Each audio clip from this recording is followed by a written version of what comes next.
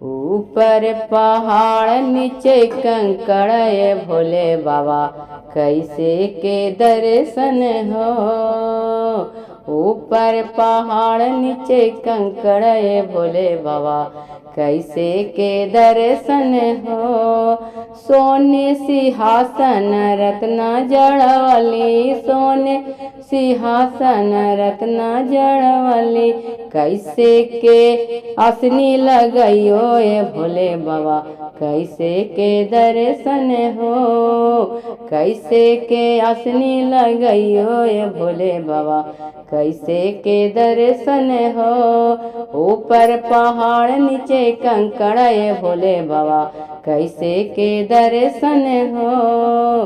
ऊपर पहाड़ नीचे कंकड़ ये भोले बाबा कैसे के दर्शन हो। सोने के झारी गंगा जल पानी, सोने के झारी गंगा जल पानी कैसे के परवा धोलइयो ये भोले बाबा कैसे के दर्शन हो। कैसे के परवा धोलइयो ये भोले बाबा कैसे के दर्शन हो।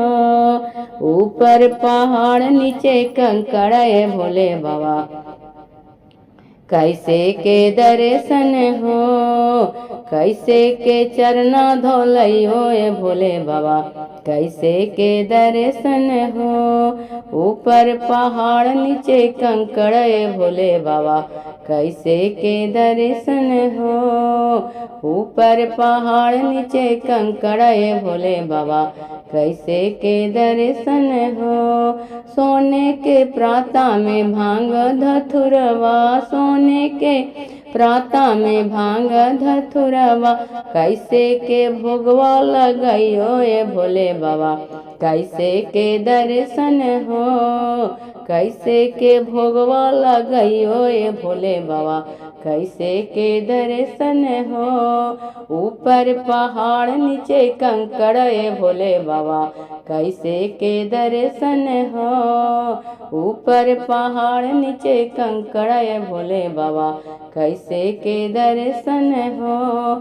सोने के प्राता छपन रंग भोगवा कंचन थाली कपूर के बाती, कंचन थाली कपूर के बाती कैसे के अरे कैसे के आरती लगाऊं ए भोले बाबा कैसे के दर्शन हो। कैसे के आरती लगाऊं ए भोले बाबा कैसे के दर्शन हो। ऊपर पहाड़ नीचे कंकड़ ये भोले बाबा कैसे के दर्शन हो। ऊपर पहाड़ नीचे कंकड़ ये भोले बाबा कैसे के दर्शन हो। फूलों हजारों के गजला गुथवली, फूलों हजारों के गजला गुथवली कैसे के गजला पहनाऊं ए भोले बाबा कैसे के दर्शन हो। कैसे के गजला पहनाऊं ए भोले बाबा कैसे के दर्शन हो। ऊपर पहाड़ नीचे कंकड़ ये भोले बाबा कैसे के दर्शन हो। ऊपर पहाड़ नीचे कंकड़ ये भोले बाबा कैसे के दर्शन हो।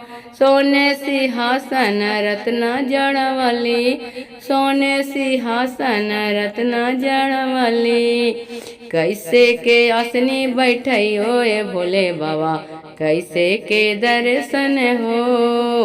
ऊपर पहाड़ नीचे कंकड़ ये भोले बाबा कैसे के दर्शन हो।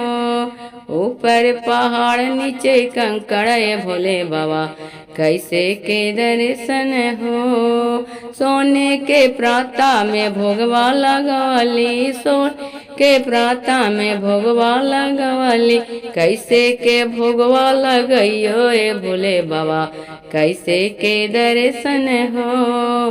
कैसे के भोगवा लगइयो ए भोले बाबा कैसे के दर्शन हो। ऊपर पहाड़ नीचे कंकड़ ये भोले बाबा कैसे के दर्शन हो। ऊपर पहाड़ नीचे कंकड़ ये भोले बाबा कैसे के दर्शन हो।